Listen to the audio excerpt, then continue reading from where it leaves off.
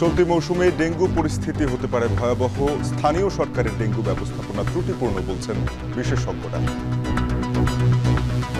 সমন্বিতভাবে গোটা বাংলাদেশে স্থানীয় সরকারকে এই ডেঙ্গুটাকে একটা অগ্রাধিকার ভিত্তিতে নিয়ন্ত্রণে কাজ করা উচিত। কোরবানির হাটে বাড়ছে পশুর সরবরাহ। খামারে গরু কেজি প্রতি 500 টাকা পর্যন্ত, নাটোরে দুম্বা 1 থেকে 3 লাখ টাকা।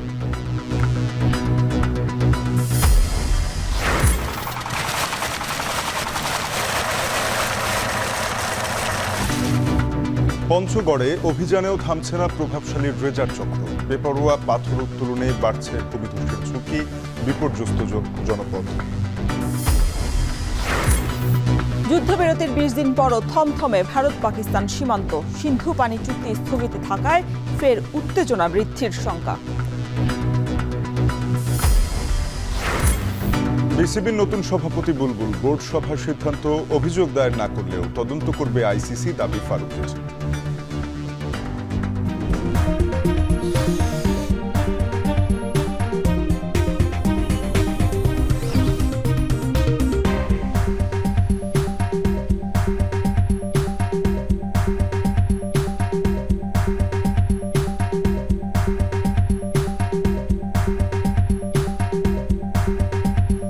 স্বাগত এখন সকালে। পুরো আয়োজনের সঙ্গে আছি আমরা দুজন, আমি শরীফ রওশন এবং আমি তানজিম শাফিন।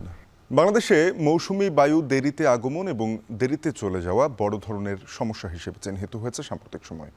স্বাস্থ্যের উপরে এর বিরূপ প্রভাব দেখা গেছে 1 দশকের বেশি সময় ধরে। অন্যদিকে গ্রীষ্মের শুরু থেকেই ঢাকাসহ দেশের বিভিন্ন হাসপাতালে বাড়ছে ডেঙ্গু রোগীর সংখ্যা। বিশেষজ্ঞদের সংখ্যা এবার ডেঙ্গু পরিস্থিতি বেশি ভয়াবহ হতে পারে।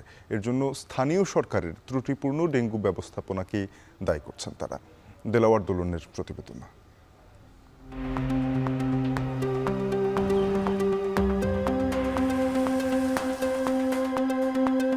তীব্র রোদ, বাতাসে যেন আগুনের ফুলকি। আবার কখনো সূর্যের আলো সরিয়ে হালকা মেঘে ঢাকে আকাশ। ঝড়ো হাওয়া, কখনো ঝিরিঝিরি, কখনো ভারী বৃষ্টি। জ্যৈষ্ঠের শুরু থেকে রাজধানী জুড়ে রোদ বৃষ্টির এমনই লুকোচুরি।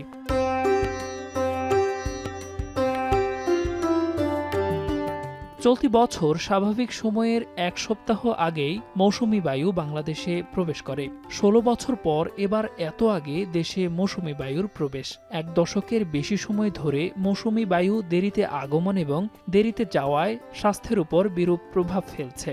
গবেষকরা বলছেন, বৃষ্টি এবং তাপের বড় সম্পর্ক আছে এডিসের বিস্তারে। এবছর ডেঙ্গু পরিস্থিতি খারাপ হওয়ার ঝুঁকি আছে, কারণ এডিস মশার যে ইন্ডেক্স, যেটাকে আমরা ব্রুটো ইন্ডেক্স বলি, লার্ভাল ইন্ডেক্স, সেটি গত বছরের তুলনায় এবছর কিন্তু বেশি আছে। আবার সঙ্গে সঙ্গে ডেঙ্গু রোগীর সংখ্যাও বেশি আছে। কোনো একটি অ্যাপের মাধ্যমে এই ডেঙ্গু রোগীর সমস্ত তথ্য এন্ট্রি দিয়ে সেটি থেকে তারপরে সে কোভিডের মতো সে টেস্ট করতে যাবে।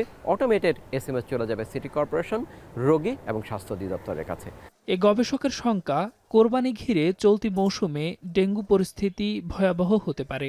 ঝুঁকিপূর্ণ জেলা শনাক্তের পাশাপাশি ডেঙ্গুকে জনস্বাস্থ্য সমস্যা হিসেবে চিহ্নিত করলেই এর সমাধান মিলবে।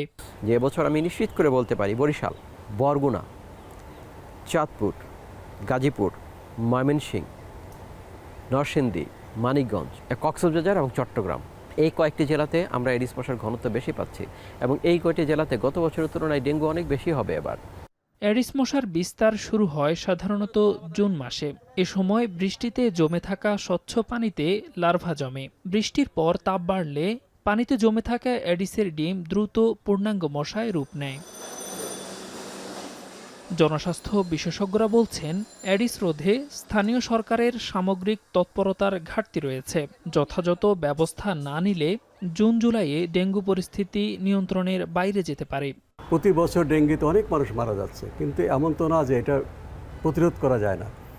এটাকে প্রতিরোধ করা সম্ভব। সেই ধরনের চিকিৎসা পদ্ধতি, বৈজ্ঞানিক পদ্ধতি আমাদের জানা আছে। এটা তো একটা অজানা রোগ না। সমন্বিতভাবে গোটা বাংলাদেশে স্থানীয় সরকারকে এই ডেঙ্গুটাকে একটা অগ্রাধিকার ভিত্তিতে নিয়ন্ত্রণে কাজ করা উচিত। এই বিশেষজ্ঞের আশঙ্কাকে আরও জোরালো করে যখন ডেঙ্গু রোগী ভিড় বাড়ছে হাসপাতালে।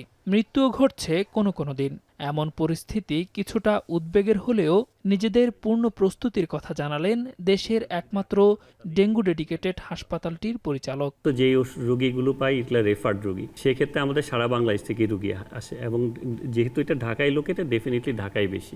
আমাদের ডক্টর এবং নার্স তারা এই ব্যাপারে যথেষ্ট ট্রেন্ড এবং আমাদের এইখানে শুধু ডেঙ্গু পেশেন্টের ম্যানেজমেন্টের জন্য আলাদা আলাদা ওয়ার্ড রয়েছে এবং আইসিইউ রয়েছে। চলমান ডেঙ্গুর প্রকোপে জ্বর ও শরীর ব্যথা হলেই স্থানীয় ফার্মেসি থেকে অ্যান্টিবায়োটিক সংগ্রহ করে তা গ্রহণ করেন অনেকে। অ্যান্টিবায়োটিক ডেঙ্গুর জটিলতা অনেকাংশেই বাড়িয়ে দেয় বলছেন বিশেষজ্ঞ চিকিৎসকেরা।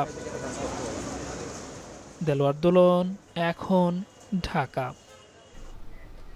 ডক্টর ইউনূস ছাড়া সবাই নির্বাচন চায় বলে মন্তব্য করেছেন বিএনপির স্থায়ী কমিটির সদস্য মির্জা আব্বাস। বিএনপির প্রতিষ্ঠাতা এবং সাবেক রাষ্ট্রপতি জিয়াউর রহমানের ৪৪তম শাহাদাত বার্ষিকীতে তার সমাধিতে শ্রদ্ধা জানিয়ে কথা বলেন তিনি। এ সময় তিনি আরও বলেন, ডিসেম্বরে নির্বাচন দেয়া না হলে জনগণ তা আদায় করে নেবে।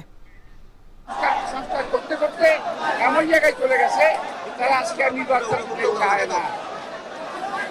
খুব দুঃখের সঙ্গে একটা কথা বলছি, দেখলাম ইউনিসেফ জাপানে বসে বিএনপি সম্পর্কে বদনাম করছে। একটু লজ্জাও লাগলো না দেশের সম্পর্কে বিদেশে বসে বদনাম করতে? তিনি বললেন একটি দল নির্বাচন চায়। আর আমরা বলতে চাই একটি লোক নির্বাচন চায় না, সে ইউনুস নির্বাচন চায় না। বিএনপি বরাবর নির্বাচন চেয়েছে ডিসেম্বরের মধ্যে, এবং এই ডিসেম্বরের কথা কিন্তু ইউনিসেফ স্বয়ং বলেছে, আমরা বলি নাই, তারই প্রস্তাব। এদিকে বিএনপির স্থায়ী কমিটির সদস্য সালাউদ্দিন আহমেদ বলেছেন, প্রধান উপদেষ্টার কাছে যথেষ্ট তথ্য না থাকায় তিনি বলেছেন কেবল একটি দল ডিসেম্বরের মধ্যে নির্বাচন চায়। শহীদ রাষ্ট্রপতি জিয়াউর রহমানের ৪৪তম শাহাদাত বার্ষিকী উপলক্ষে এক অনুষ্ঠানে কথা বলেন তিনি। এবং বিএনপির সাথে যুগপৎ আন্দোলনের শরীক ছিল সেরকম দল এবং জাতীয়তাবাদী সমমনা দল 12 দল পক্ষ থেকে সবাই ডিসেম্বরের মধ্যে নির্বাচন অনুষ্ঠানের জন্য দাবি জানিয়েছিলেন। সমগ্র জাতি একটি সুষ্ঠু, সুন্দর, নিরপেক্ষ নির্বাচনের জন্য অপেক্ষমান, এটা ওনার বোঝা উচিত এবং খুব শীঘ্রই একটি সুনির্দিষ্ট রোডম্যাপ প্রদান করবেন। শুধু দুই একটি রাজনৈতিক দল দিয়ে গণ অভ্যুত্থান সম্ভব নয়। ছাত্র জনতা রাজপথে নেমেছিল বলেই শেখ হাসিনা পালিয়েছে। গতকাল গাইবান্ধার গোবিন্দগঞ্জে আয়োজিত এক পথ সমাবেশে এমন মন্তব্য করেন এনসিপির উত্তরাঞ্চলের মুখ্য সংগঠক সার্জিস আলম। তোষামোদি না করে দেশকে গুরুত্ব দিয়ে কাজ করতে প্রশাসনের প্রতি আহ্বানও জানান এনসিপির এই নেতা। একটা দেশ কখনো দু একটা রাজনৈতিক দল, কয়েকজন রাজনৈতিক নেতা কিংবা প্রশাসনের কিছু সদস্য মিলে পরিবর্তন করা সম্ভব নয়। এই অভ্যুত্থানেও যদি শুধুমাত্র রাজনৈতিক দলের নেতাকর্মীরা রাজপথে নামতো, এই অভ্যুত্থান সফল হতো না। বরং আমরা মনে করি সাধারণ ছাত্র জনতা রাজপথে নেমে এসেছিল দেখেই খুনি হাসিনা অস্তিত্বের সংকটে পড়েছিল এবং দেশ ছেড়ে পালিয়েছে। টাকা এর জন্য নয়, মানুষের সমস্যা সমাধানের জন্য ব্যবসা করেছে। জাপানে সোকা বিশ্ববিদ্যালয় সম্মানসূচক ডক্টরেট ডিগ্রি গ্রহণ শেষে কথা বলেন প্রধান উপদেষ্টা ডক্টর মোহাম্মদ ইউনূস। এ সময় তিনি বলেন, চাকরি না পেলে যোগ্যতা নেই, এতে ভাবার কোনো কারণ নেই। এ সময় চিন্তার উপর গুরুত্ব দিতে শিক্ষার্থীদের পরামর্শ দেন প্রধান উপদেষ্টা। চিন্তার উপর গুরুত্ব না দিলে বাস্তবতার কাছে থেমে যেতে হবে বলেও জানান doctor Yunus. So my orientation is, if I don't get a job, I'm useless. I'm a failure. I said, that's not true. You are born as an entrepreneur, as a creative person. It's the essence of human being is creativity. If you don't have creativity, you are nothing. Every single person has creativity. But we are so focused on pushing it down. No creativity, just follow the orders. পঞ্চগড়ের তেঁতুলিয়া উপজেলা সহ বিভিন্ন এলাকায় আবারও dredger machine দিয়ে পাথর উত্তোলনের মহা উৎসব শুরু হয়েছে। নদী এবং সমতলের ফসলি জমিতে রাত দিন চলছে কয়েকশো ড্রেজার মেশিন। প্রশাসন নিয়মিত অভিযান পরিচালনা করলেও থামানো যাচ্ছে না প্রভাবশালী ড্রেজার চক্রকে। ইজারার কার্যাদেশ পাওয়ার আগেই বেপরা পাথর উত্তোলনে ভূমিধস এবং পরিবেশের জন্য মারাত্মক ঝুঁকি তৈরি হচ্ছে বলছেন পরিবেশবিদরা। লুৎফর রহমানের পাঠানো তথ্য ছবিতে দেখুন বিস্তারিত। দেশের সর্বোত্তরের জেলা পঞ্চগড় পাথরের রাজ্য হিসেবে পরিচিত। জেলার সদর ও তেঁতুলিয়া উপজেলার সমতল ভূমি ও নদীতে প্রচুর পরিমাণে পাথর পাওয়া যায়। এখানকার বেশিরভাগ মানুষের প্রধান পেশা পাথর উত্তোলন, কিন্তু ড্রেজার মেশিন দিয়ে অবৈধভাবে পাথর উত্তোলন করায় পাথর উত্তোলনে নিষেধাজ্ঞা দেয় প্রশাসন। দীর্ঘ 5 বছর বন্ধ থাকার পর ফের শুরু হয়েছে নিষিদ্ধ ড্রেজার মেশিন দিয়ে পাথর তোলার মহোৎসব। পাথর মহালের ইজারা দেওয়ার প্রক্রিয়া চলমান থাকলেও কার্যাদেশ পাওয়ার আগেই বেপরোয়া হয়ে উঠেছে প্রভাবশালী মহল। পতিত ও ফসলি জমি এবং নদীর বুক চিরে দৈনিক কয়েকশো ড্রেজার মেশিন দিয়ে তোলা হচ্ছে পাথর। দিনের পাশাপাশি রাতেও বিকট শব্দে চলে এসব মেশিন। সদর ও তেঁতুলিয়া উপজেলায় বেশিরভাগ স্থানে পানি ও বালু উত্তোলনের নাম করে অবৈধভাবে তোলা হচ্ছে এসব পাথর। ড্রেজার পদ্ধতিতে পাথর উত্তোলন করা হচ্ছে। এটা আসলে পরিবেশের জন্য এবং আমাদের যেহেতু হিমালয় পাদদেশে এই জেলাটি অবস্থিত, তাই পরিবেশের জন্য মারাত্মক বিপর্যয় ডেকে নিয়ে আনতে পারে। আমরা চাই যে অবিলম্বে এই ধরনের যে ড্রেজারের ব্যবহার সেটি বন্ধ হোক এবং পঞ্চগড়ে একটি পরিবেশের ভারসাম্য যেটা আছে সেটা ঠিক থাকুক। গত 15ই জানুয়ারি জ্বালানি ও খনিজ সম্পদ বিভাগ থেকে পাথর কোয়ারিগুলোর ইজারার উপর নিষেধাজ্ঞা প্রত্যাহার করার নোটিশ প্রকাশিত হলে এর অপব্যাখ্যা দিয়ে শুরু হয় পাথর উত্তোলন। এজন্য বেছে নেওয়া হয় বেশিরভাগ নদীর দুর্গম এলাকাকে। করতোয়া, শাও, ডাহুক, তালমা ও চাওয়াই সহ বিভিন্ন নদীর বুকে এখন ড্রেজারের ক্ষত। এছাড়া সমতলের কিছু পতিত জমি ও ফসলি জমি থেকেও একই কায়দায় তোলা হচ্ছে পাথর। এতে ভূমিধস সহ মারাত্মক প্রাকৃতিক বিপর্যয়ের শঙ্কায় পরিবেশবিদরা। গোটা তেঁতুলিয়া উপজেলাটা কঙ্কালের মতো হয়ে গেছে, এমন একটা অবস্থা। এখানে গর্ত, এগুলো ভিতরে 20 ফিট গভীরে একটা পাইপ ঢুকা দিচ্ছে। দিনের পর দিন 3-4 দিন ধরে চলতেছে পাথর উত্তোলন। এটা তো ভূগর্ভটা শূন্য হয়ে যাচ্ছে। জেলার 19টি পাথর মহালের মধ্যে 16টির ইজারা দেওয়ার প্রক্রিয়া সম্পন্ন করেছে জেলা প্রশাসন। এর মধ্যে একটির কার্যাদেশ মিলেছে। অভিযোগ আছে বিভিন্ন ব্যক্তির নামে এসব মহাল থেকে পাথর উত্তোলনে নেতৃত্ব দিচ্ছে পাথর বালি যৌথ ফেডারেশন। দৈনিক এসব সাইট প্রতি 7 থেকে 10,000 টাকা পর্যন্ত চাঁদা দিতে হচ্ছে বলে দাবি করেন মেশিন মালিকরা। 150 থেকে 200 সাইট থেকে পাওয়া বিরাট অঙ্কের টাকার ভাগবাটোয়ারা রোজ পৌঁছে যায় প্রভাবশালী সব মহলেই। পঞ্চগড়ে পরিবেশ রক্ষা করতে গেলে এই ড্রেজার মেশিন এগুলো বন্ধের করতে হবে এবং পাথর কোয়ারি যে আছে সরকারের যে ইজারা পদ্ধতি, সেটার মাধ্যমে সনাতন পদ্ধতিতে তোলা যেতে পারে, সেটা সরকার যদি অনুমতি দেয়। বাংলাদেশের এই অঞ্চলটা হচ্ছে সেকেন্ড লার্জেস্ট আর্থওয়ার্ক জোন।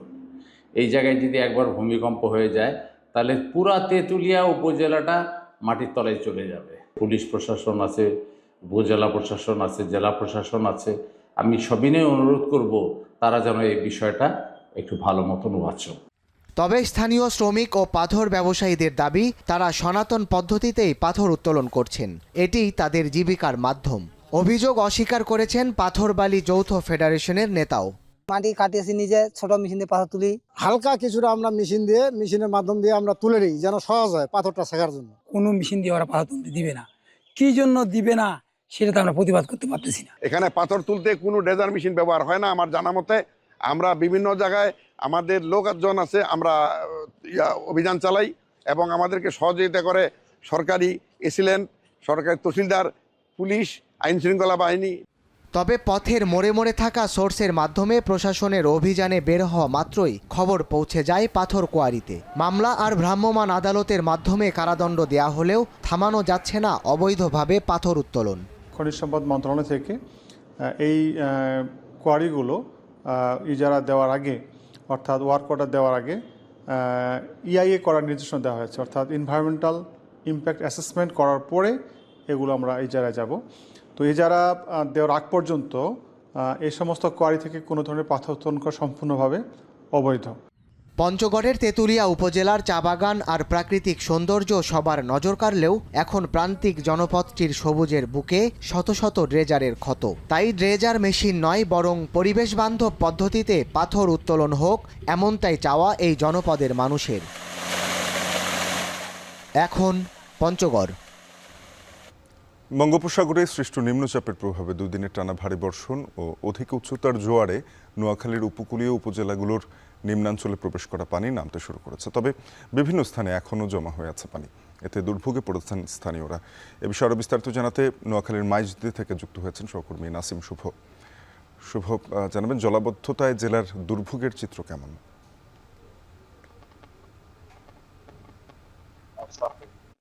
জেলা নোয়াখালীর বিচ্ছিন্ন দ্বীপ উপজেলা হাতিয়া এবং কোম্পানিগঞ্জে গত 2 দিনের টানা যে ভারী বর্ষণ ছিল এবং বঙ্গোপসাগর যে চাপটি চলে গেল সেটির পদচিহ্ন এখনো রয়ে গেছে, অর্থাৎ নিম্নচাপের কারণে সাগর এবং নদীতে যে জোয়ার ছিল সেই 2 দিন সেই জোয়ারের উচ্চতা অন্য স্বাভাবিক সময় থেকে 4 থেকে 6 ফুট অধিক উচ্চতায় ছিল, যার কারণে কিন্তু প্রথম দিনে জোয়ারের যে পানি সেটি লোকালয়ে প্রবেশ করেছে এবং দ্বিতীয় দিনে সেটি আরো বেশি পরিমাণ প্রবেশ করেছে, যার ফলশ্রুতিতে কিন্তু নোয়াখালীর বিচ্ছিন্ন দ্বীপ উপজেলা হাতিয়ার মূল ভূখণ্ড সহ আশেপাশে যে প্রায় 30টির মতো চর রয়েছে এবং কোম্পানিগঞ্জের মুসাফর সহ বেশ কিছু ইউনিয়নে পানি প্রবেশ করেছিল।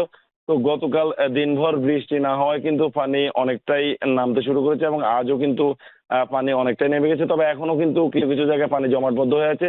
এছাড়া নোয়াখালীর জেলা শহর যে মাইজদি সেটিতেও কিন্তু বিভিন্ন সড়কে পানি জমাটবদ্ধ হয়ে জলাবদ্ধতার সৃষ্টি হয়েছে, যার কারণে কিন্তু স্থানীয় যে বাসিন্দারা রয়েছেন তাদেরকে ভোগান্তির মুখে পড়তে হচ্ছে।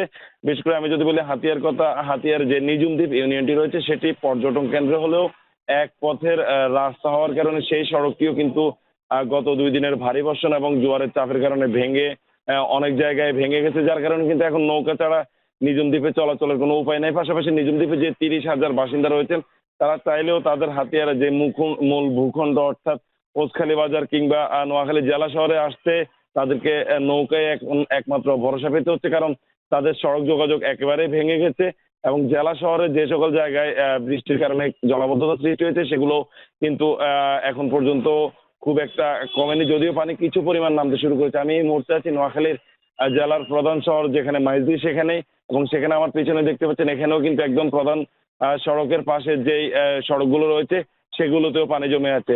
তো সব মিলিয়ে আমি কথা বলেছি নোয়াখালী জেলা প্রশাসক খন্দকার ইশতিয়াক আহমেদের সাথে। তিনি জানিয়েছেন নিম্নচাপের কারণে নোয়াখালীর 2টি উপকূলীয় উপজেলায় বেশ কিছু ক্ষয়ক্ষতি হয়েছে, অনেকের কাঁচা ঘর বাড়ি ভেঙে গেছে। সেসব এলাকায় কিন্তু তারা তাদের বিভিন্ন টিম পাঠাচ্ছেন তাদেরকে পুনর্বাসনের জন্য প্রয়োজনীয় যে সকল ব্যবস্থা সে সকল ব্যবস্থা নেওয়ার জন্য। পাশাপাশি এখনো যারা পানিবন্দী অবস্থায় আছেন, যারা দুর্ভোগে আছেন তাদেরকে কিন্তু রেড ক্রিসেন্ট উপজেলা প্রশাসন এবং ব্যক্তিগত পর্যায়েও কিন্তু আমরা শুকনো খাবার সহ বিভিন্ন ত্রাণ সামগ্রী সহায়তা দিতে আমরা খবর পেয়েছি। তো জেলা প্রশাসক জানিয়েছেন এখন পর্যন্ত যারা পানিবন্দী রয়েছেন তাদেরকে যে সকল জায়গায় এখনো পানি জমাটবদ্ধ হয়েছে সেই সকল জায়গা থেকে দ্রুত কিভাবে পানি অপসারণ করা যায় সেজন্য কিন্তু সংশ্লিষ্ট পৌরসভাকে নির্দেশনা দেওয়া হয়েছে। পাশাপাশি যে সকল ঝুঁকিপূর্ণ বেড়িবাঁধ বিশেষ করে নোয়াখালীর 7 কিলোমিটার যে অরক্ষিত বেড়িবাঁধ রয়েছে সেই 7 কিলোমিটার অরক্ষিত বেড়িবাঁধকে কিভাবে সুরক্ষা আনা যায় সেজন্য কিন্তু তিনি পানি উন্নয়ন বোর্ডকে নির্দেশনা দিয়েছেন। এই ছিল আসলে নিম্নচাপ পরবর্তী নোয়াখালীর আমার কাছে এখন পর্যন্ত সব শেষ। নোয়াখালীতে জলাবদ্ধতার খবর জানাচ্ছিলেন সহকর্মী নাসিম শুভ। এখন সকালে একটা বিরতি নিচ্ছে, ফিরছি একটু পরেই, সাথেই থাকুন।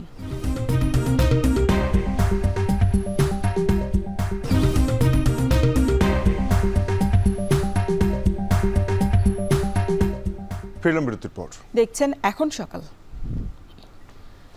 লঘুচাপের ফলে শরীয়তপুরের বাজারে কমেছে মাছের সরবরাহ, যার প্রভাবে বেড়েছে মাছের দাম। এই বিষয়ে বিস্তারিত জানাতে আমাদের সাথে শরীয়তপুরের পালং বাজার থেকে যুক্ত হচ্ছেন সহকর্মী কাজী মনিরুজ্জামান। মনির, মাছের দরদাম কেমন দেখছেন আর দাম নিয়ে ক্রেতারা কি বলছেন? রসন, আসলে নিম্নচাপের ফলে কিন্তু শরীয়তপুরের বাজারে সব ধরনের মাছের সরবরাহ কমেছে। আমরা যদি বলি সামুদ্রিক মাছ একেবারেই নেই, আর নদ নদীর মাছও কিন্তু কমেছে, আর তার ফলেই কিন্তু দাম বেড়েছে। বলা যায় যে সব ধরনের মাছ 20 থেকে 50 টাকা পর্যন্ত বেড়েছে, তবে ইলিশ মাছের দাম কিন্তু এবং চিংড়ি মাছের দাম কিন্তু অনেক বেড়েছে। আমরা বাজার ঘুরে দেখেছি যে একেবারেই ইলিশ মাছ কিন্তু বাজারে কম, এবং তার কারণে কিন্তু আজকে একেবারে 500 গ্রামের যে ইলিশ সেগুলো বিক্রি হচ্ছে 1000 থেকে 1100 টাকা পর্যন্ত। এছাড়া এর বড় যেই ইলিশ অর্থাৎ 500 থেকে 1000-এর মধ্যে রয়েছে সেগুলো কিন্তু 1800 থেকে 1900 টাকা কেজি দরে বিক্রি হচ্ছে, এবং 1 কেজির ওপরে ইলিশ একেবারে নেই বললেই চলে। তবে যে যতটুকু আছে তার মধ্যে কিন্তু আমরা দেখছি 2600 থেকে 2800 টাকা কেজি দরেই কিন্তু সেসব ইলিশ বিক্রি হচ্ছে। আর চিংড়ি মাছ একেবারে খুব কম আমরা দেখছি, এবং কেজিও কিন্তু বেড়েছে। কেজিতে এখানে 200 টাকা পর্যন্ত বেড়ে আজকে কিন্তু বিক্রি হচ্ছে 1200 টাকা কেজি দরে।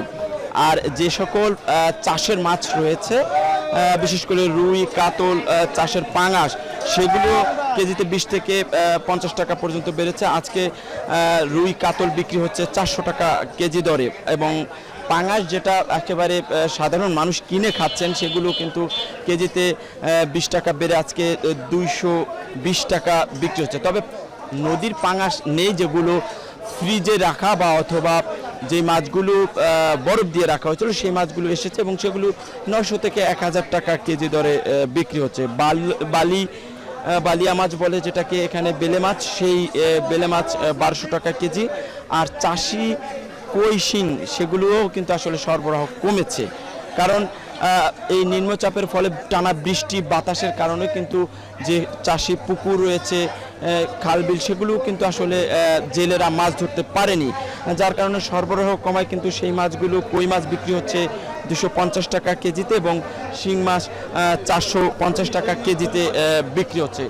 তো সব মিলিয়ে বলা যায় যে রসুন আসলে বাজারে সরবরাহ কমেছে ব্যাপক এবং মাছের দরদামও বেড়েছে। আমরা দেখছি যে ক্রেতাও অনেকটা কম, কারণ আবহাওয়া খারাপ থাকা কিন্তু ক্রেতার উপস্থিতিও কমেছে এবং ক্রেতারা কিন্তু মাছ বাজার থেকে বিশেষভাবে আমরা দেখছি যে মাংসের বাজারেই অনেকেই মাংসের দরদাম একটু কম থাকায় বা দাম না বাড়ার কারণে কিন্তু তারা মাংস কিনতেই ঝুঁকছেন।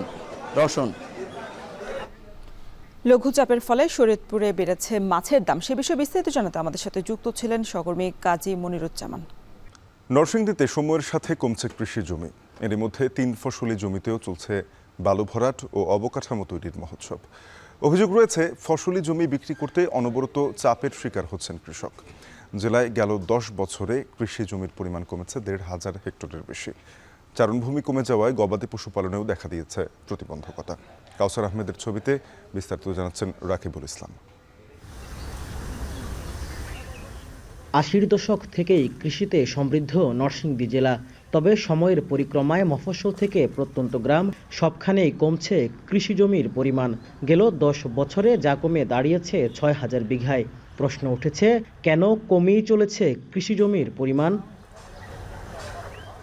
সবশেষ গেল 1 দশকের পরিসংখ্যান ঘেঁটে দেখা যায় 2 থেকে 3 দশক আগে কৃষি জমির পরিমাণ ছিল 84,000 হেক্টরেরও বেশি। তবে বর্তমানে জেলায় কৃষি জমির পরিমাণ 83,126 হেক্টর। আবাদযোগ্য জমির একাল সেকালের তফাৎটা জানা গেল কৃষকের মুখ থেকেই। মিল ফ্যাক্টরি আমরা নষ্ট করে ফেলেছে, ফলাফল মানুষ করতে পারতাছি না, কিনে হইলে জায়গা মিলেও কাজ করতে। ওই সাইডটা থেকে ধান টান অনেক কিছু হইতো, এখন তো ওই যে শিল্প এলাকা হয়ে গেছে, ভরাট জমিন হয়ে গেছে, এর লেগে ওইখানে আর ফসল করার মতো জায়গা নাই। চাষিরা বলছেন, নদী ভাঙন, ড্রেজারের মাধ্যমে জমি ভরাট, শিল্প অবকাঠামো তৈরি সহ নানা কারণে প্রতিনিয়ত আশঙ্কাজনক হারে কমছে কৃষি জমি। গেল 1.5 দশকে কৃষকের সংখ্যাও কমেছে প্রায় 75%। শুধু তাই নয়, ফসলি জমি বিক্রি করতে অনবরত চাপের শিকার হতে হচ্ছে বলেও অভিযোগ তাদের। কৃষি জমির পরিমাণ কমে গেছে, যেমন আমরা লাখ টাকা খরচ করে উস্তা করি, ক্ষেতের মাধ্যমে ফসল করি, এবার হয় নাই, আমরা রসমান। আগে আমরা 3 ফসল করতাম, পাট, ধান, রবি, শস্য, এই ধরনের ফসল করতাম আমরা, এখন আর করতে পারি না। জমিন বিক্রি করলেন, এলে আপনি এটা ভেট করে বিত্তে ফিরে দেবো গা, তখন আমরা আমরা বেচলাম, আমরা খামু কি, আমরা চলমু কেমনে। কৃষি বিভাগ বলছে, ফসলি জমিতে কোনো ধরনের অবকাঠামো নির্মাণ বা বালু ভরাটের সুযোগ নেই। এসব জমি রক্ষায় কাজ চলছে বলেও জানান কৃষি কর্মকর্তারা। আমাদের কিছু কৌশল আছে, যে কৌশলের মাধ্যমে আমরা আমাদের উৎপাদন দিন দিন বাড়ানোর আমরা ব্যবস্থা নিয়েছি। তার মধ্যে অন্যতম হচ্ছে যে আমরা আমাদের যে জাতগুলো আছে, আমরা হাইব্রিড আবাদ করছি। ধান বা অন্যান্য যে সমস্ত ফসল আছে সেগুলো আমরা হাইব্রিড আবাদ করতেছি। এদিকে সবশেষ কৃষি শুমারির তথ্য মতে বিগত 1 যুগের ব্যবধানে বাংলাদেশে কৃষি জমি কমেছে প্রায় 7 লাখ হেক্টর। রাকিবুল ইসলাম, এখন, নরসিংদী।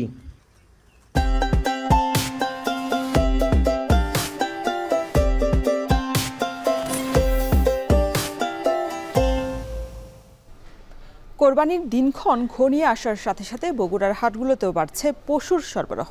অনেক ক্রেতা ওজন করে গরু কেনার জন্য ছুটছেন খামারগুলোতে। গরুর লাইভ ওজন ধরা হচ্ছে 450 থেকে 500 কেজি দরে। কিছু কিছু খামার বিক্রিতে বাড়তি সুবিধাও দিচ্ছে। মাজিদুর রহমানের প্রতিবেদন, ছবি তুলেছেন রবিউল ইসলাম। বগুড়ার দুপচাচিয়া উপজেলার ধাপের হাট, জেলার বড় পশুর হাট। এবার পশুর সরবরাহ বেড়েছে কয়েক গুণ। দূর দূরান্ত থেকে হাটে এসেছেন ব্যাপারী। হাটবারে প্রায় শতাধিক পশুসহ ট্রাক যাচ্ছে ঢাকা, চট্টগ্রাম, সিলেট সহ অন্যান্য জায়গায়। দাম নিয়ে সন্তুষ্ট বেশিরভাগ ক্রেতা বিক্রেতা। এখন মোটামুটি অবস্থা ভালো, কিন্তু গরুর দামটা একটু কম, আশা অনুরূপ দাম পাচ্ছি না। 20,000-30,000 টাকা খিলাতে গেছে আমাদের। যে গরুর দাম এখন 1,05,000 দাম বলতেছে, তাহলে আমাকে লস না। কয়েকদিন আগে যে বাজার ছিল সে বাজার এখন নাই, এখন অনেক বেশি হয়ে গেছে, অনেক দাম বাড়তে এসে গেছে। গত বছরের তুলনায় এই বছর গরুর আমদানি বেশি এবং বর্তমানে কেনাবেচাও ভালো। জেলায় খামারগুলোতে এবার চাহিদার তুলনায় বেশি পশুপালন হয়েছে। তবে পশুখাদ্যের দাম বাড়ায় এবার লাভ কম হতে পারে শঙ্কা খামারিদের। ক্রেতা আকর্ষণে কুরবানির পশুর সাথে বিভিন্ন উপহার দিচ্ছেন অনেক খামারি। এই খামার থেকে যারা গরু ক্রয় করছেন তাদেরকে বিশেষ কিছু সুবিধা দিচ্ছি। এখান থেকে গরু ক্রয় করলে ঈদের দিনে সকালবেলা পর্যন্ত সরবরাহের সুযোগ আছে। আমরা যদি ঘাস, কোল, গোড়া, বসি এগুলো যদি আমরা একটু কম দামে কিনতে পারতাম তাহলে আমরা লাভবান হতে পারতাম। প্রাণী সম্পদ বিভাগ বলছে, পশুদের জৈব খাবার, রোগবালাই চিহ্নিত করে ঔষধ সহ খামারিদের দেওয়া হচ্ছে বিভিন্ন সহায়তা। এছাড়া পশু কেনাবেচার উপর নজরদারির কথা জানান প্রাণী সম্পদ কর্মকর্তা। কেমিক্যাল বা স্টেরয়েড ইউজ করছে নট এ সিঙ্গেল ফার্ম বগুড়াতে নাই, কারণ আমরা অত্যন্ত ক্লোজ সুপারভিশন করছি। এগুলি ঘাসের বাজারও সৃষ্টি করেছি। বগুড়াতে কিন্তু ঘাস বিক্রি, কাঁচা ঘাস বিক্রি অনেকগুলো স্পট রয়েছে, সেই স্পটগুলোকে আমরা তদারকি করছি। বগুড়াতে এবার 7,46,842টি কুরবানি উপযোগী পশু রয়েছে। মাজিদুর রহমান, এখন বগুড়া। নাটোরে গড়ে উঠেছে মরু অঞ্চলের প্রাণী দুম্বার খামার। কোরবানি উপলক্ষে খামারে প্রস্তুত করা হয়েছে শতাধিক দুম্বা। সর্বনিম্ন 1 লাখ থেকে 3 লাখ টাকা পর্যন্ত দামের দুম্বা রয়েছে এই খামারে। চাহিদা বাড়ায় এবার ভালো দাম পাওয়ার আশা খামারি আনোয়ার হোসেনের। মাহবুব হোসেনের প্রতিবেদন, ছবি তুলেছেন জাহিদুল ইসলাম সুমন। নাটোরের খামার পাথুরিয়া গ্রামের আনোয়ার হোসেন উন্নত জাতের ছাগল পালন দিয়ে খামারি জীবন শুরু করলেও 2001 সালে শুরু করেন দুম্বা লালন পালন। প্রথমে 2টি দুম্বা দিয়ে শুরু করলেও এখন তার খামারে রয়েছে শতাধিক দুম্বা। কোরবানি পশু হিসেবে প্রতিনিয়ত চাহিদা বাড়ছে দুম্বার, ফলে এবারও শতাধিক দুম্বা কোরবানির জন্য প্রস্তুত করেছেন তিনি। পূর্ণাঙ্গ বয়সে একটা দুম্বা 4 মণ, 5 মণ, 6 মণ লাইভ ওয়েট হয় এবং এগুলোর ব্যাপক চাহিদা এবং দেশে এগুলা পালন আস্তে আস্তে বৃদ্ধি পাচ্ছে এবং ভবিষ্যৎ সম্ভাবনা অনেক বেশি দুম্বার। ছাগল সহ অন্যান্য গবাদি পশুর মতোই তুলনামূলক কম পরিশ্রমে করা সম্ভব দুম্বার খামার। এছাড়াও রোগবালাই কম হওয়ায় দুম্বা লালন পালনে আগ্রহ বাড়ছে অন্য খামারিদের মধ্যেও। দুম্বা কোরবানি সুন্নত হওয়ায় অনেকেই পশুটি দেখতেও কিনতে আসছেন আনোয়ার হোসেনের খামারে। নাটোরে অনেকেই কোরবানিতে দুম্বা কোরবানি দেয়, সেই সূত্র ধরে আমিও আসি দেখতে, যদি ভালো হয় বা ভালো লাগে আমি হয়তো কোরবানি দিব, এরকম চিন্তা ভাবনা নিয়ে আসি। বর্তমানে দুম্বার অনেক চাহিদা বাড়ছে, দুম্বা অনেকে পুষতেছে এবং কোরবানির জন্য অনেকে ফোন দিতেছে এবং কোরবানির জন্য অনেকে নিয়ে যাচ্ছে। দুম্বা বাহিরের হলে ওদের আমাদের বাংলাদেশের সাথে এদের ম্যাচিংটা খুব ভালো, মানে রোগ ব্যাধি খুবই কম, নাই বললেই চলে। মরুর প্রাণী দুম্বা লালন পালনে একসময় অসম্ভব হয়ে উঠলেও বর্তমানে সেটি সম্ভব হয়েছে নাটোরের গুরুদাসপুরের আনোয়ার হোসেনের যে খামার রয়েছে সেখানে। দিন দিন লালন পালনের পাশাপাশি কোরবানি ঈদেও এর চাহিদা বাড়ছে। তবে এই লালন পালনের পাশাপাশি যে চাহিদা বাড়ার কারণে স্থানীয় অর্থনীতিতেও দেখা দিয়েছে বড় একটি সম্ভাবনা। মাহবুব হোসেন, এখন নাটোর। এবার আন্তর্জাতিক। যুদ্ধবিরতির 20 দিন পরও ভারত পাকিস্তান সীমান্তে বিরাজ করছে থমথমে পরিস্থিতি। তবে দুদেশেই সীমান্ত থেকে অতিরিক্ত সেনা কমিয়ে নিচ্ছে বলে জানালেন পাকিস্তানের জয়েন্ট চিফ অফ স্টাফের চেয়ারম্যান। সীমান্ত থেকে সেনা কমালেও নয়াদিল্লি ইসলামাবাদের মধ্যে আবারও উত্তেজনা বাড়ার আশঙ্কা রয়েছে বলে সতর্ক করেছেন তিনি। তহিদুর রহমান জানাচ্ছেন বিস্তারিত।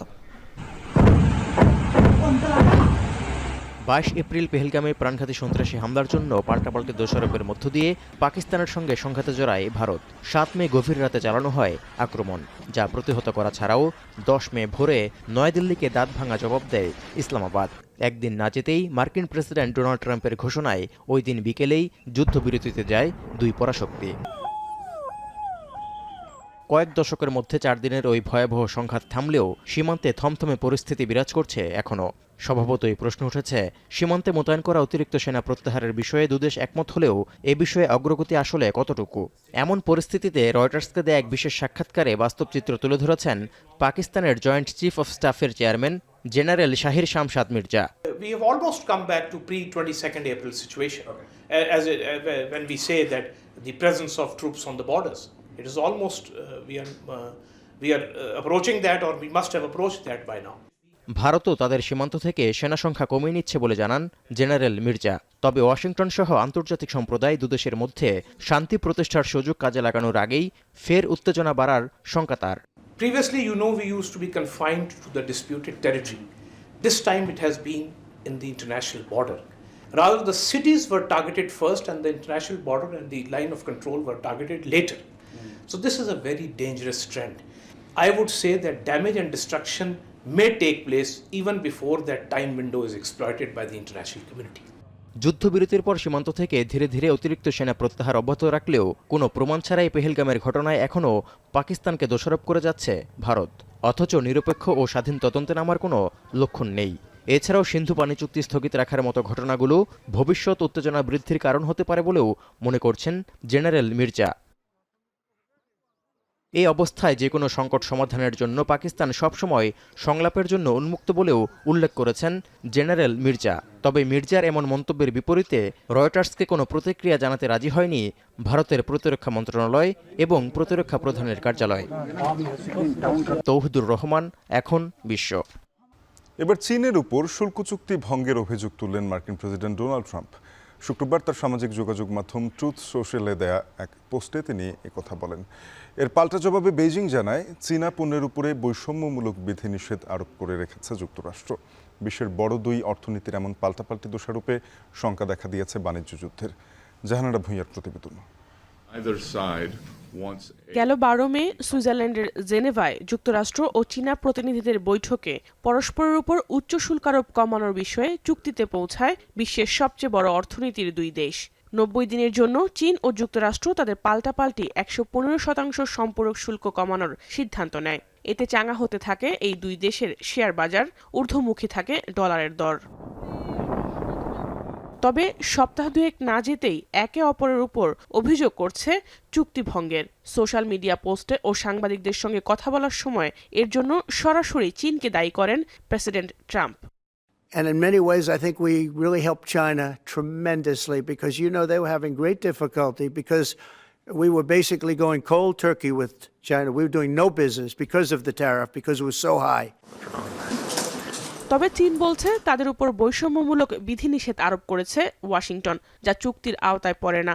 অপরদিকে চীনও মার্কিন পণ্যের উপর শুল্ক বিষয়ক বিধিনিষেধ প্রত্যাহার করেনি বলে অভিযোগ ওয়াশিংটনের। চীন যুক্তরাষ্ট্রের এমন পাল্টাপাল্টি অভিযোগে আবারও শঙ্কা দেখা দিয়েছে বাণিজ্য যুদ্ধের। এরই মধ্যে মার্কিন শেয়ার বাজারে কমতে শুরু করেছে স্টকের দর। নাসদাক, ডাও জোন্স ও S&P 500 এর শেয়ার কমেছে উল্লেখযোগ্য হারে। জাহানারা ভূঁইয়া, এখন বিশ্ব। এবার খেলা প্রসঙ্গ। 9 মাসের ব্যবধানেই বাংলাদেশ ক্রিকেট বোর্ড পেল নতুন এক সভাপতি। আইসিসির গেম ডেভেলপমেন্টের দায়িত্ব ছেড়ে এসেছেন বাংলাদেশের ক্রিকেটের উন্নয়নে। জাতীয় ক্রীড়া পরিষদের পরিচালক মনোনয়ন নিয়ে দেশের ক্রিকেটের কর্ণধার নির্বাচিত হয়েছেন দেশের প্রথম টেস্ট অধিনায়ক আমিনুল ইসলাম বুলবুল। দায়িত্ব নিয়ে পরিবর্তনের আশ্বাস দিলেও কতদিন থাকবেন সে বিষয়ে পরিষ্কার করে কিছুই বলেননি। বিস্তারিত প্রতিবেদনে। ছুটির দিনে উত্তাল ক্রিকেট পাড়া। একের পর এক নাটক শেষে সত্যি হলো কয়েকদিনের ভেসে বেড়ানো গুঞ্জনটাই। মধ্যরাতে সভাপতি ফারুক আহমেদকে অব্যাহতি দেওয়ার পরপরই জরুরি বৈঠক ডাকে বিসিবি পরিচালকরা। একে একে মিরপুরে পা রাখেন সবাই। সেখানে যোগ দেন আমিনুল ইসলাম বুলবুলও। স্লোগানে স্লোগানে তাকে বরণ করে নেওয়া হয় হোম অব ক্রিকেটে। এর আগে জাতীয় ক্রীড়া পরিষদ থেকে পরিচালক পদে মনোনয়ন পান বুলবুল। তাকে সভাপতি নির্বাচনের বাকি কাজটুকু সারেন বোর্ড পরিচালকরা। আমিনুল ইসলাম বুলবুল সাহেব আমাদের নতুন প্রেসিডেন্ট নির্বাচিত হয়েছে। দায়িত্ব নিয়েই কথার চেয়ে কাজে বেশি মনোযোগী হওয়ার তাগিদ দিলেন নবনির্বাচিত সভাপতি। স্বাভাবিকভাবেই প্রত্যাশার ফুলঝুরি ছোটালেন, স্বপ্ন দেখালেন দেশের ক্রিকেটকে এগিয়ে নেয়ার। কথার বাইরে কাজ করতে চাই। বেশ কিছু কাজ আমরা প্ল্যান করছি এবং সেই কাজগুলো যেন আমরা বাস্তবায়িত করতে পারি সেই সাহায্য আপনাদের কাছে চাচ্ছি। কেবল তাই নয়, প্রান্তিক পর্যায়ে ক্রিকেটকে ছড়িয়ে দেওয়ার প্রত্যয়ের কথাও বললেন দেশের ক্রিকেটের প্রথম সেঞ্চুরিয়ান। আমাদের যে অ্যাসোসিয়েট ওয়ার্ল্ডের ক্রিকেটগুলো ছিল যেখানে শিখেছি, সেই আঙ্গিকে আমি চেষ্টা করব বাংলাদেশের যে ডিসেন্ট্রালাইজেশন করা বা একটা উপজেলা ছেলে কিভাবে ক্রিকেট খেলে একটা মেন স্ট্রিমে আসতে পারবে উইথ তার কনফিডেন্স বা বিশ্বাস, সেই চেষ্টাটা করব। অন্তর্বর্তীকালীন দায়িত্ব নিলেও বেশি দিন পদ আঁকড়ে রাখার ইচ্ছে নেই আইসিসির ডেভেলপমেন্টে কাজ করা বুলবুলের। খায়েশ নেই নির্বাচন করারও। এর আগে আমি চাকরি করতাম আইসিসিতে এবং তারা উইলিংলি আমাকে বলেছে you should go and help your work for your country. So এখানে কোনো আমার কাছে আইসিসির সাথে কোনো 2 মাস বা 3 মাসের কোনো চুক্তি নেই। আমি বেসড অন মাই নিড আমি এখানে কাজ করব এবং সেটা অবশ্যই কোনো টাইম ফ্রেম নেই এখানে। যে স্বপ্ন নিয়ে ভঙ্গুর দেশের ক্রিকেটের দায়িত্ব নিয়েছেন আমিনুল ইসলাম বুলবুল, তার কতটুকু পূরণ করতে পারবেন সেটি সময়ই বলে দেবে। সো আমি চেষ্টা করব যে নোমান আব্দুল্লাহ, এখন ঢাকা। এদিকে কোনো আইনি প্রক্রিয়ায় যাওয়ার কথা ভাবছেন না বলে এখন টেলিভিশনকে জানিয়েছেন বিসিবির সদ্য বিদায়ী সভাপতি ফারুক আহমেদ। আইসিসির কাছে অভিযোগ করার খবরকেও ভিত্তিহীন বলে উড়িয়ে দিয়েছেন তিনি। তবে আগের কমিটির পরিচালকদের বিরুদ্ধে ষড়যন্ত্রের অভিযোগ এনেছেন ফারুক আহমেদ। হয় কি একটা প্রোটোকল আছে ওদের, প্রপারলি নিউজটা হবে গিয়ে আইসিসি এই নিউজগুলো পিক করে যদি ওরা দেখে, আইসিসি এন্ড ফিফা এসব ব্যাপারে একটু কঠোর, ওরা দেখবে যে এখানে কোনো ব্যর্থ হয়েছে নাকি, ইন্টারফারেন্স হয়েছে। এটা আমার কোনো ব্যাপার নাই। এখানে আমি ডিরেক্টর ছিলাম সিলেক্টেড, বাট আমি কিন্তু বোর্ড পরিচালকরা যারা ইলেক্টেড হয়ে নির্বাচিত হয়ে এসছেন ওদের ভোটে কিন্তু আমি ইলেক্টেড হয়েছি অ্যাজ এ প্রেসিডেন্ট। অনাস্থাতে কোনো স্কোপ নাই কনস্টিটিউশনে। তারপরে অনাস্থা দিয়েছে, এই অনাস্থার কোনো স্কোপই নাই কনস্টিটিউশনে, আর 8 জনই দিয়েছে। তো আপনি বুঝেন এই আমার 7-8 মাসের টেনিয়রটা কেমন ছিল। এবারে ফুটবল। নারী ত্রিদেশীয় ফুটবল টুর্নামেন্টের প্রথম ম্যাচে ইন্দোনেশিয়ার বিপক্ষে আজ মাঠে নামবে বাংলাদেশ। জর্ডানের কিং আবদুল্লাহ 2 স্টেডিয়ামে রাত 8টায় শুরু হবে ম্যাচটি। দলের অস্থিরতা শেষে নিজেদের সেরা ছন্দ খুঁজে পেতে মরিয়া নারী ফুটবলাররা। কোচের বিরুদ্ধে সিনিয়র ফুটবলারদের বিদ্রোহের কারণে তরুণ দল সবশেষ আরব আমিরাত সফরে ভালো সাফল্য পায়নি। কয়েক মাস পেরোলেও স্কোয়াডে নেই সাবিনা সঞ্জিদা সহ সাফজয়ী 5 ফুটবলার। কোচের সঙ্গে টানাপোড়েন শেষে দলে ফিরেছেন ঋতুপর্ণা চাকমা, মারিয়া মান্ডা, মনিকা চাকমা সহ 9 ফুটবলার। অভিজ্ঞ ও নতুনের মিশেলে দলে ভারসাম্য ফেরায় ভালো শুরুর স্বপ্ন দেখছেন অধিনায়ক আফইদা খন্দকার।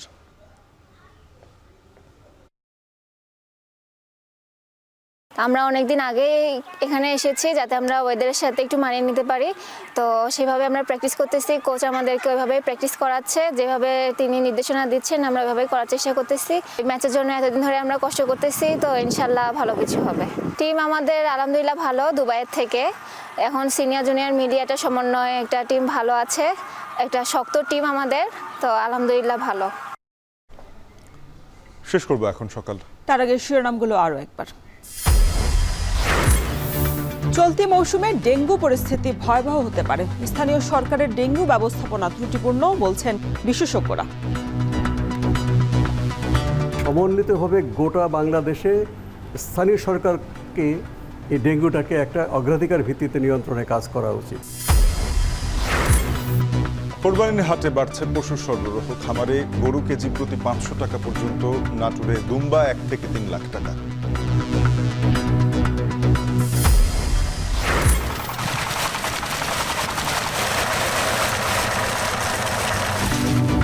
পঞ্চগড়ে অভিযানেও থামছে না প্রভাবশালী ড্রেজার চক্র। বেপরোয়া পাথর উত্তোলনে বাড়ছে ভূমিধসের ঝুঁকি, বিপর্যস্ত জনপদ। যুদ্ধবিরতির 20 দিন পরও থমথমে ভারত পাকিস্তান সীমান্ত। সিন্ধু পানির চুক্তি স্থগিত থাকায় ফের উত্তেজনা বৃদ্ধির শঙ্কা। এবং বিসিবির নতুন সভাপতি বুলবুল, বোর্ড সভায় সিদ্ধান্ত, অভিযোগ দায়ের না করলেও তদন্ত করবে আইসিসি, দাবি ফারুকের।